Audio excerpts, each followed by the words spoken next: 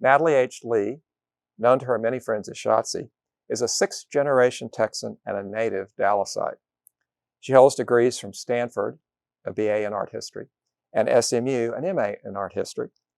Working as an art historian and as a local historian, she curated an exhibition celebrating the 90th birthday of the Dallas Museum of Art and has contributed to 10 books and/or catalogs, including 4 for the DMA and 2 for the Metropolitan Museum in New York. She served as editor for the centennial publication of the DMA in 2003 and as editor for the centennial publication of the Hockaday School in 2013. Her published articles include one on Vasily Kandinsky in 1983 for Transactions of the Organization of Russian-American Scholars in the United States, and one in 1989 on the hidden murals at Fair Park, entitled Lost Art, the Hidden Murals of Carlo Ciampaglia at Fair Park in 1989 for the Dallas Morning News. Today, Shotzi will share with us the colorful history of Dallas's Old Warsaw restaurant. The origins of Dallas's original Old Warsaw restaurant are intimately connected to the story of Janina and Stanislaw Slavik, an elegant pair of Polish expats who arrived in Dallas in 1948, when only 3 things were clear for them. Number 1, they were very much in love. They'd married just the year before in Washington, D.C. Number 2, they were both out of work, with important careers behind each of them. And number 3, they were looking for a place to live. Now, 2 questions occur to us. Why would Janina and/or Stan Slavik want to leave the so-called Paris of the East on the banks of the Vistula to come to America in the first place? And why would they want to settle in a relatively youthful city on the banks of the Trinity? Here, of course, is the answer to the first question. This is why the Slavics left the Paris of the East to come to America in the first place. And we'll answer the second question, why Dallas, by and by. The Slavics left Poland because of the Nazis. Between that first bombing of Warsaw on September the 1st, 1939, to the end of the Second World War, the city was virtually wiped out.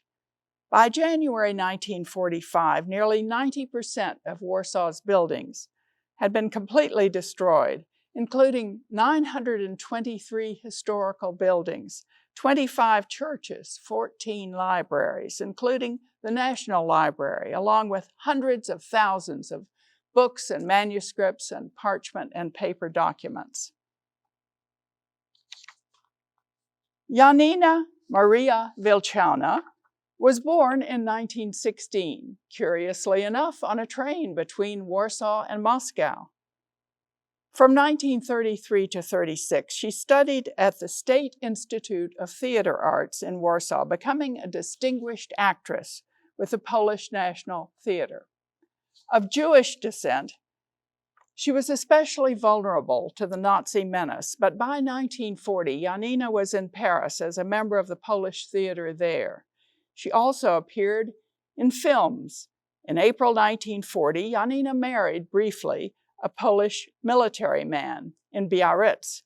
From Biarritz, Janina made her way alone to Spain and Portugal, and in 1942 she sailed for the United States via Montreal, arriving at last in New York City, where she began to work for the newly created Polish Artists Theater. Stanislaw Antoni Slavik was born in 1910 in Katowice, Poland. He earned degrees in law and economics from the University of Krakow. Before the war, he headed the export division of a Polish coal mining company. At the outbreak of war, he joined the Polish army and was wounded during the first week of fighting. He was later interned in a German prison camp, but escaped and made his way to Paris and on to London to serve with the Polish Ministry of Finance. In 1941, Stan transferred to the Washington Embassy and was next assigned to the Polish consulate in New York.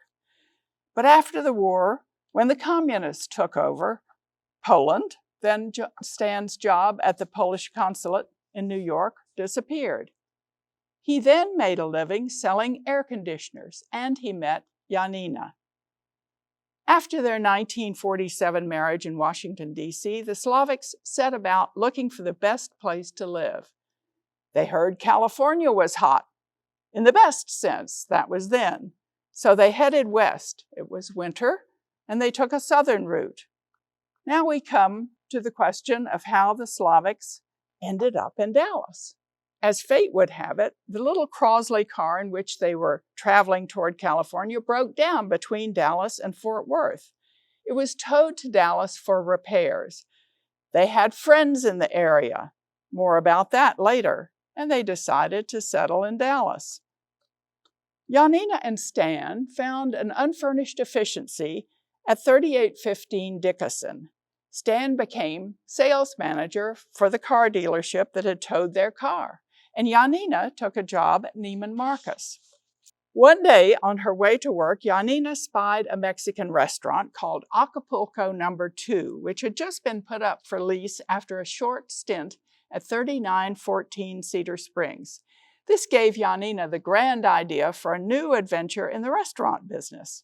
In their 1960 book, Great Restaurants of America, Ted Patrick and Silas Spitzer explained the situation. Quote, in their various activities, the Slavics had learned how to entertain, how to appreciate and prepare fine food, and how to know the good wines of the world.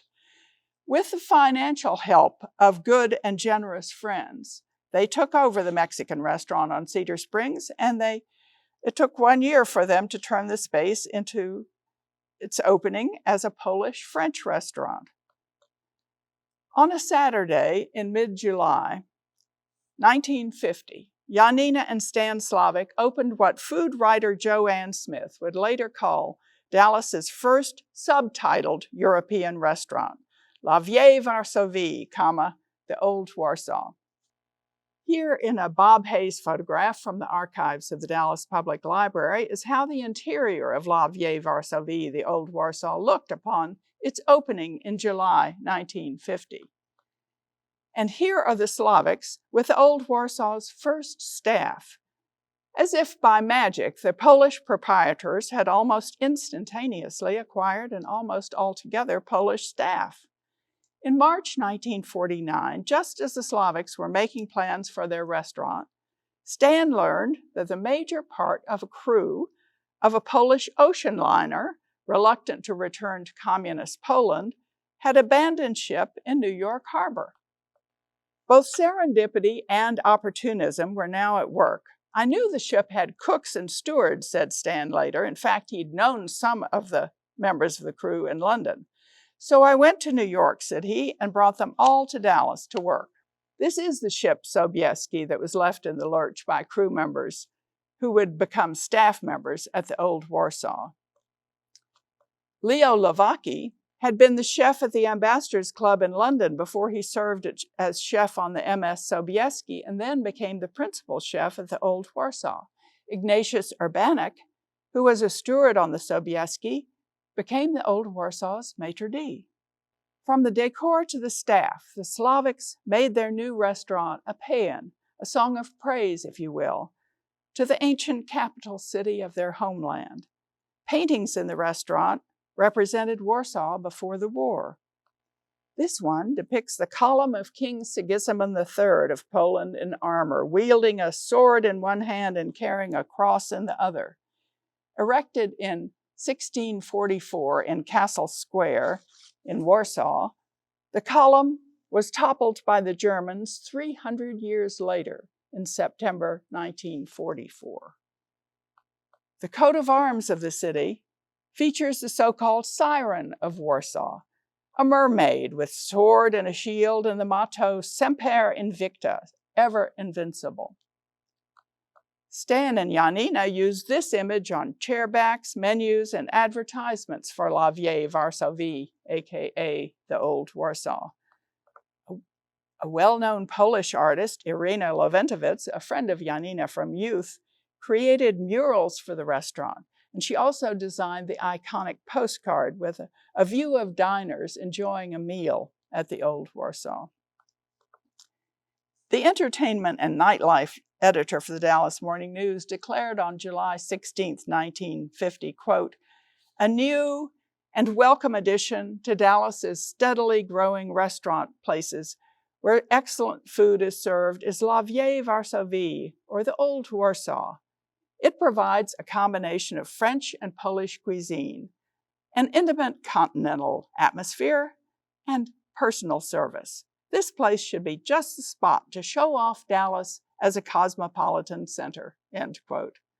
The restaurant was but 2 months old in September 1950 when this daily menu was featured, a true combination of French and Polish cuisine: French onion soup, shashlik, Caucasian, filet of beef a la gypsy. A few words in that early advertisement for Old Warsaw were lost or at least altered in translation by the printer. The Old Warsaw soon became famous for specialties that included escargot, blini with caviar, Caesar salad, côtelette volaille Varsovie, a version of chicken Kiev, duck à l'orange, rack of lamb, crêpe Suzette, cherries jubilee, and chocolate soufflé. As Patrick and Spitzer noted, Stanislaw Slavic introduced escargot to Dallas, which was the greatest act of courage since the defense of the Alamo. But the menu for a private party in the summer of 1957 shows a concession to Texas palates: shrimp, beef, potatoes, salad, and a strawberry cream dessert. As Stan focused more and more on the extraordinary restaurant that he and Janina created, Janina found another vehicle with which to explore her many unique talents. Between 1954 and 62, she developed a career in dress design and manufacture, establishing her custom dress house, Maison Française, on Lemon. Janina and the Maison Française produced several dresses worn by a finalist in the 1958 Maid of Cotton pageant. An essential feature of the Slavics' Old Warsaw from the beginning was piano music. The photo of the Slavics with their staff on the occasion of the opening of the restaurant in 1950 shows, in addition to the Polish crew members from the Sobieski, a young male pianist from Texas named Dick Harris, who stands between Janina and Stan in the photograph. Dick was the first Old Warsaw pianist performing nightly during the restaurant's opening year of 1950. Here, he sits at an upright piano with a 2-branch candelabra, providing dinner music that included provocative little French ballads. But Vin Lindy was famously the pianist at Old Warsaw from 1951 to 1970. She sat at a grand piano with a 3-branch candelabra and always started her evening program with Chopin's heroic Polonaise in A-flat major. Born in Chicago's Little Sweden, Vin spoke Swedish before she did English. In 1927, she came to Dallas to play at the Majestic Theater and decided to stay for a time. She became a well-known radio personality with WFAA, which was then located in the Baker Hotel, and also an actress at the Oak Cliff Little Theater. Vin moved to New York as assistant musical director for Radio City, but in 1949, she moved back to Dallas. She took over from Dick Harris as pianist at Old Warsaw in 1951 and continued as such for the following 19 years. Music critic John Ordoin wrote about the Old Warsaw's Vin Lindy for the Dallas Morning News. On a platform seated behind her grand piano, Vin can be found each evening, beaming serenely over what many of us consider to be her domain. Musicians veer to her. She often tailors her playing to them, said Ardoin. She's played Menotti for Menotti, and for Brigitte Nielsen, she played to the soprano's amazement Swedish songs. She serenaded Meredith Willson with some of his tunes, and he, in turn, sat down and played others for Miss Vin. Piano music was not just an important part of the Old Warsaw from the beginning. It was an important part of the life of Stan Slavic. When the Polish pianist Artur Rubinstein played in Dallas in January 1952, Stan invited him and his wife to dine at Old Warsaw. The dinner party included Stan and Janina, Dallas Symphony director Walter Handel and his wife, and Vin Lindy. Another concert pianist, Catherine Overstreet Legge, figured in the very origins of the original Old Warsaw. Catherine Overstreet was born in Glenwood, Minnesota in 1913. She was a child prodigy who began playing the piano at the age of 3.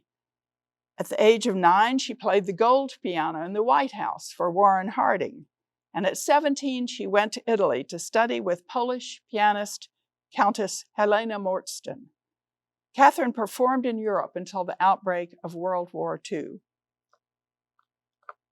In 1937, Catherine Overstreet was the only American to compete in the 3rd International Chopin competition at the Warsaw Philharmonic in Warsaw, Poland. And it was there and then that she met Stanislaw Slavic. That year, the winners of the International Chopin competition were as follows: Yakov Yak and Rosa Tamakina, both of the USSR, 1st and 2nd place; Witold Malkazinski of Poland, 3rd place; and Lance Dosser of the United Kingdom, 4th place. 10 years later, 1947, Catherine Overstreet married Texas rancher Frederick M. Legge III. That same year, 1947, Stan Slavic married Janina Maria Wilczana, former actress with Warsaw's Polish National Theater. Stan and Catherine had stayed in touch, and when in 1948 the Slavic's car broke down between Dallas and Fort Worth as they headed toward California, Stan contacted his old friend Catherine Overstreet, by then Legge. When in 1949, Janina got the idea to take over a Mexican restaurant and transform it into a Polish-French one, the Slavics again contacted Catherine Overstreet Legge. And with the financial backing of Catherine's mother-in-law, widow of a vice president of the Magnolia Petroleum Company, Janina and Stanislaw Slavic were able to open La Vieille Varsovie, the Old Warsaw, in mid-July 1950, at 3914 Cedar Springs. In January 1954, Witold Malkazinski, that 3rd place winner from the 1937 Chopin competition in Warsaw, performed in Dallas's McFarland Auditorium. So Stan invited Catherine to come from the Legge Ranch near Fort Worth as his surprise guest for a dinner at Old Warsaw, honoring the Polish pianist following Malkazinski's 1954 concert. Natalie Meyer Legge, Catherine's mother-in-law, here in blue, who provided the Slavics with some needed financial support in 1949-50 when they were planning their Old Warsaw restaurant, became a loyal and devoted customer and is pictured here about 1960 with family members at a birthday celebration in the Old Warsaw's wine cellar, which was more of a wine room than an actual cellar, and doubled as a private dining room. In addition to the wine cellar, in those days before liquor by the drink legislation had passed, the Old Warsaw had a bar/club that required a nominal membership fee. The theme of the decor in the bar was Carnival Chez Bacchus. Reflecting on the many famous people who dined at the original Old Warsaw during the 2 decades that it resided at 3914 Cedar Springs, Lon Tinkle recalled Marlene Dietrich, who came every night during a week-long stint in Dallas, as well as Maurice Chevalier, Nobel Prize winner T.S. Eliot, publisher Bennett Cerf, and Alfred Knopf, the head of the American Food and Wine Society. They were all among the regulars whenever they were in town. Eleanor Roosevelt, whose granddaughter was at Hockaday in the early 1950s, was also a frequent diner at Old Warsaw. Prominent Dallasites who frequented the restaurant included Stanley and Billy Marcus, Jake and Nancy Hammond, Greer Garson and her husband Buddy Fogelson. Greer was both a Dallasite and a star of stage and screen. Gay Simpson, in her Best Dressed report for March 13, 1962, gave the following account, quote, "Buddy Fogelson received a wire from Greer. that she was sending him a Valentine so fragile that he'd have to come to the airport to pick it up. Off the plane came Mrs. F., dressed in red from head to foot. That night at Old Warsaw, while he was airing his good tenor voice, as he likes to do with Vin Lindy's music, Mrs. F. was only humming along, but the autograph seekers came for her signature match. Stanley Marcus was the commandeur of the Dallas branch of the Confrérie des Chevaliers du Test-de-Vin, the fraternity of wine connoisseurs, when the group held their banquet at Old Warsaw in January 1957.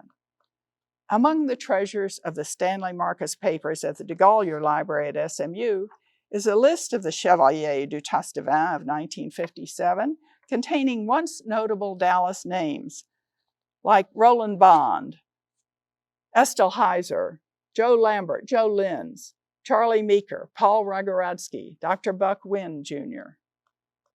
There's also the menu for the evening, showing the variety of foods and the Kir aperitif, the combination of Chablis and Cassis, and the various wine pairings that the group enjoyed. And there's the bill, $856 in 1957, which today would come to over $9,000.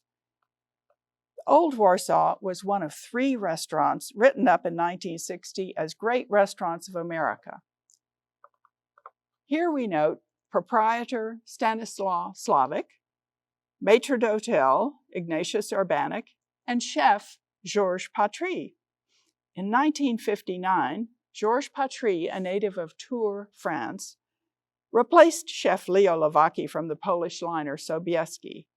Patry won numerous Texas dining awards for the Old Warsaw, and of course, Georges Patry would eventually establish his own popular restaurant on McKinney. The Slavic's Old Warsaw was named one of the 6 best restaurants in the United States by Pageant magazine, and it won Holiday magazine's Distinctive Dining Award in 1963 and again in 1965. After 20 years in one location, Stan Slavic moved his restaurant from 3914 Cedar Springs to 2610 Maple. The subtitle Old Warsaw prevailed, but gone was the primary name, La Vieille Varsovie. Also in 1970, Stan sold the Old Warsaw to Phil Vaccaro of Universal Restaurants, retaining a partial interest. I tried to retire, said Stan in 1977, but I couldn't stand it. He was by then 67 years old, and he was planning to open a new restaurant. Stan's new venture was La Polonaise, which translates, Stan said at the time, to a Polish lady, a dance about a woman, and Chopin's music. La Polonaise opened in September 1978 in Highland Park Village in the space now occupied by Cafe Pacific. The opening gala benefited the Dallas Ballet, and famed ballerina Maria Tallchief was among the guests.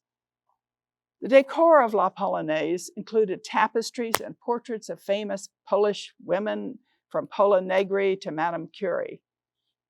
But the restaurant's captain, Joseph Gorecki, who had also worked for Stan at Old Warsaw, died of a sudden heart attack 2 weeks after the opening of La Polonaise, and La Polonaise itself closed in 1979. Also in 1979, Janina Slavic died of lung cancer at the age of 63. The year was truly an annus horribilis for Stan.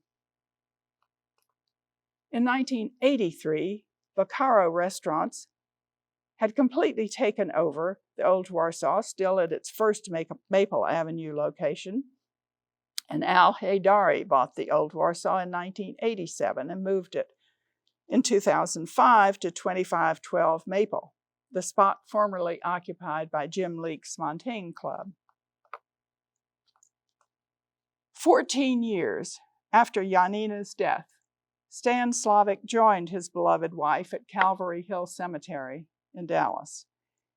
He was 83 years old when he died, and when he died, he was no longer a Polish expatriate. In fact, he and Janina had become American citizens 40 years before in Judge William Hawley Atwell's court, June 1951, less than 1 year after they opened their original Old Warsaw on Cedar Springs. At the bottom of the Slavics' common grave marker is a quotation from the Roman lyric poet Horace: Non omnis moriar, I shall not wholly die, my work will live on after me. Janina's acting career lives on via the Polish Wikipedia. And Stan and Janina's Old Warsaw now lives on in a different form, no longer on Cedar Springs, but at its second location on Maple, with a different clientele and under a third ownership. The second owner, Vaccaro, was of course of Italian descent, not Polish, and the third owner, Haydari, of Iranian, not Polish descent. But much of the formula originated by Janina and Stan Slavic is still in evidence. Within the interior decor of the restaurant is the siren of the coat of arms of the city of Warsaw. Floating in the atmosphere are the sounds of a piano, and still on the menu are Caesar salad made tableside and flaming desserts, although prime steak has now taken over as the supreme dish from Côtelette de Volaille Varsovie. But for those of us who are old enough to remember, what really lives on in our hearts are the sublime memories of Stanislaw and Janina Slavic's original La Vieille Varsovie, the Old Warsaw at 3914 Cedar Springs, where one could always count on enjoying the best of a combination of Polish and French cuisine, an intimate continental atmosphere, and very personal service. Evelyn Montgomery is the Executive Director of the Old Red Museum of Dallas History and Culture, while also pursuing independent research and writing projects. Her research focuses on Victorians, pioneers, domestic life and architectural history, as well as the history of Dallas in general. She also serves as book review editor for Legacies, the history journal for Dallas and North Central Texas.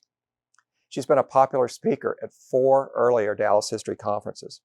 Her topic today is The Worldly Restaurateur. Nick DeGeorge showed Dallas a thing or two.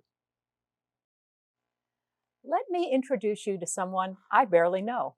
I never met him, went decades without hearing of him, and when he died in Dallas in 1973, I was 10 years old and 2,000 miles away. Our only connection? 4 boxes of his life in the collection of the Old Red Museum. I opened the boxes. I'm a historian, and I'm nosy. Challenge accepted. Now, Nick DeGeorge was a local Dallas celebrity. He built his own stage on Commerce Street and starred in nightly shows of wild showmanship and culinary daring against a background of carefully designed scenery. He was a nice enough looking man, though not as tall as most of his leading ladies. And he was no Hollywood heartthrob, but in Dallas, he was the man to know at the Town and Country restaurant. If you visited that landmark after World War II, he might introduce you to a daring new cuisine like prime rib, or espresso, which was made in a fancy Italian machine. Confused by the extensive menu, Nick was happy to help. Bored by a dull moment, here comes Nick with his giant pepper grinder, or his 2 slightly smaller pepper grinders. He won fame and fortune. He had a way with the ladies. He went through many wives, one of whom stuck with him. Nick was born in Louisiana in 1893. When his parents arrived from Italy, they Americanized their original name from DiGiorgio. But Nick embraced his Italian heritage, especially whenever it made him seem more continental. It appears, though, that he needed a bit of study in Italian. The family reached Dallas by 1908. Nick opened a delicatessen shortly after their arrival and began his career in food. By the 1920s, he had moved downtown, opening the Tea Room on Commerce. In 1932, he married Lucille Ventura, and it was the beginning of a beautiful partnership, as in a business partnership with her brother, Frank. The trio opened the Italian Village and DeGeorge's restaurant. Nick and Lucille's marriage was apparently the fourth for each of them, but practice had not made perfect. The ugly divorce in 1940 caused a lot of bad press, and it cost Nick half of the restaurant empire. He got to keep the one with his name on it. He built Town and Country on his own. The name alluded to an image represented in an aspirational lifestyle magazine published since 1901, where life was stylish and delicious in urban penthouses and rural estates. He used this cute logo. It's so colonial, New England, so British. The mature restaurant occupied 3 buildings at 2016, 2018, and 2020 Commerce. Unfortunately, this is all that remains today. This 1950 Sanborn map shows their location, labeled restaurant. 30 years before, this block was lined with auto repair shops. By 1949, glamour had arrived in the form of Town and Country.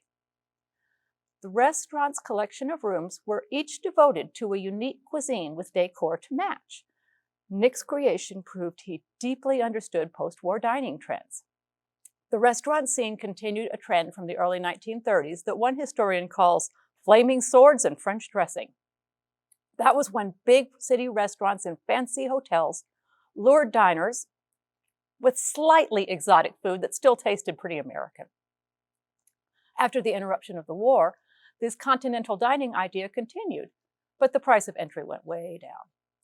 Nick was not the only one doing this in Dallas. We did have La Tunisia. Also, we had Chateaubriand, and we had this German one which I shall not embarrass myself by trying to pronounce. The Torch of Acropolis had an ambitious theme, but the menu was far more American than Greek: hamburgers. And ports of call at the Sheraton provided access to exotic Eastern locations and cuisines. But Town and Country had Nick. He could make beef seem exotic to Texans. A patron could peruse an array of steaks vying for the honor of being eaten, and use a small branding iron to mark the chosen one with an R, M, or W for their preferred degree of doneness. When served, it would still bear the brand. He also countered Texans' beloved chicken fried steak, which is a clever preparation to make lesser cuts of meat tasty, by introducing the finest preparation of the best cut of meat, prime rib. It was served from the famous beef cart, which rolled around the dedicated sirloin room. Nick loved the showmanship of rolling carts of food, and he had them for salads, for champagne as seen here, and for pastry.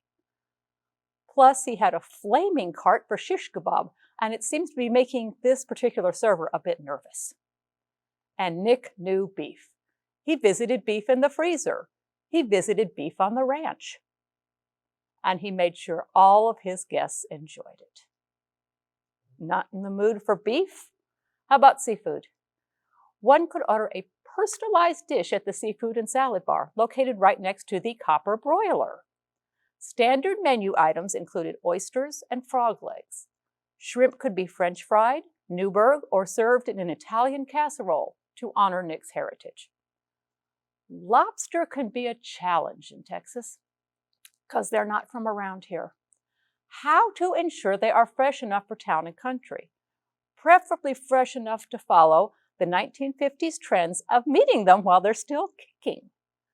One initially unsuccessful effort involved the Neptune lobster display tank, copyrighted in 1950 by John Rourke, who wrote this letter to Nick about his troubles with it. This tank was supposed to ensure that lobsters who had been lulled into a deep sleep by traveling in cold conditions would perk right up, revive, and crawl around until chosen by a patron. Nick's would not revive. They were not perky. Mr. Rourke suggested that they were improperly handled and that they were, in fact, dead. The tank could not revive the dead. Italian offerings included some tame pastas as well as chicken livers Caruso. For French cuisine, the brave could have escargot or broiled sweetbread, which is not bread. You can Google it for yourself. The fainter of heart could order familiar steak and chicken in slightly French sauces. No matter what you ordered, in what style, The suggested starter was French onion soup. That was one of those signature, slightly foreign dishes that made everybody feel so sophisticated. It had its own rolling cart, naturally. It rolled around the town. On Thanksgiving Day in 1954, it went to the Palace Theater for the opening of The Last Time I Saw Paris.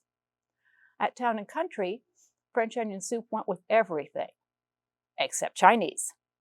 It is not true that Nick introduced Chinese food to Dallas, but he acted like he had.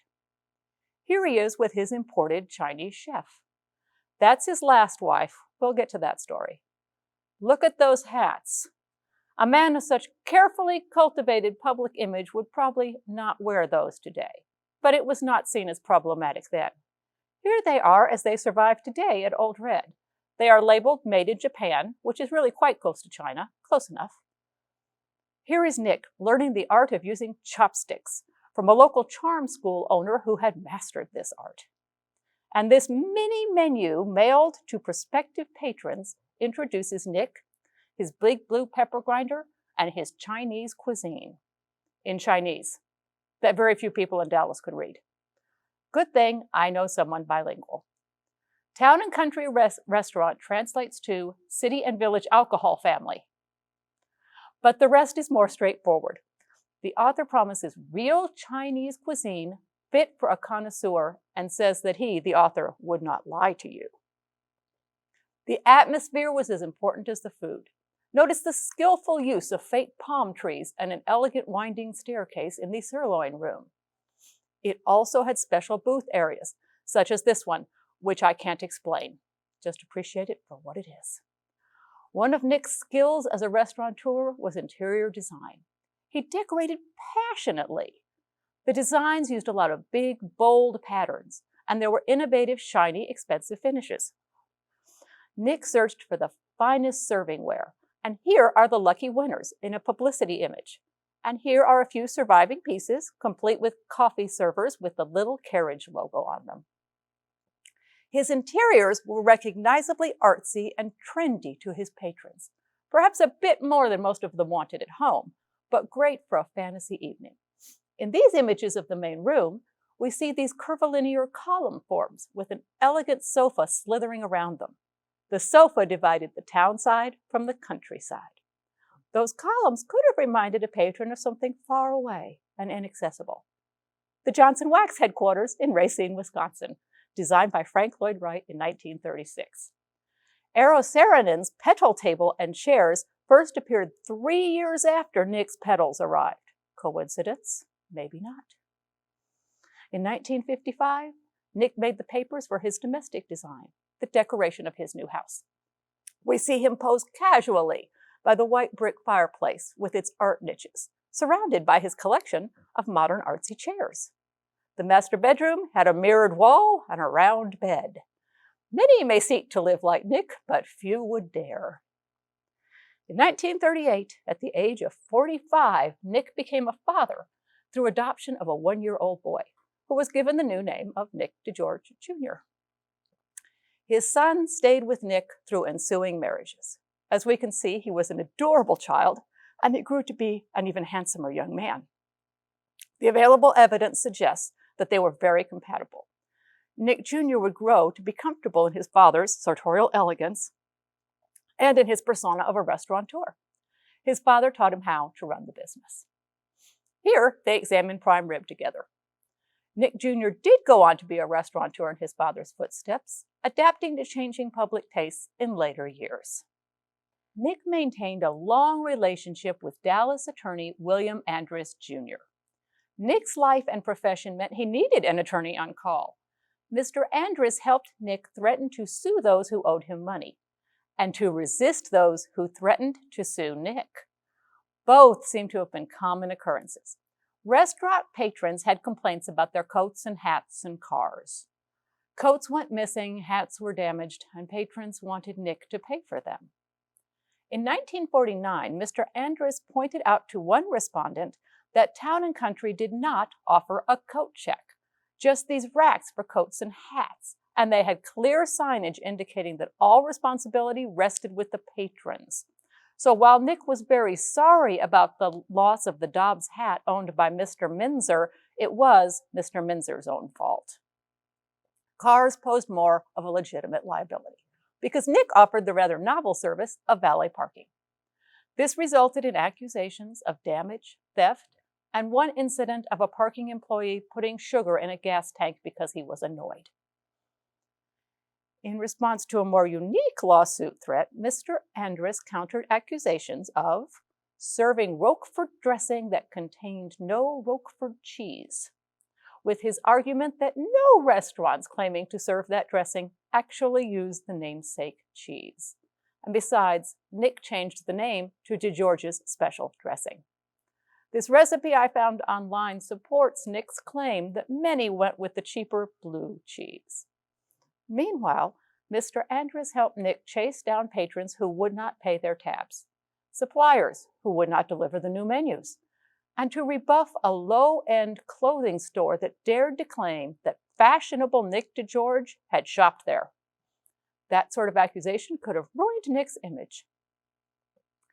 After the end of his marriage to Lucille in 1940, Nick tried 2 more wives who were just not quite right. The first, Pauline DeGeorge, only lasted 8 months. When the marriage ended in 1942, Nick accused her of cruelty, and Pauline accused Nick of being very rich and was awarded significant alimony. Nick took a little break, but by 1952, he was back in divorce court settling affairs with number 6, Wanda, who I think we see here in this restaurant office with him.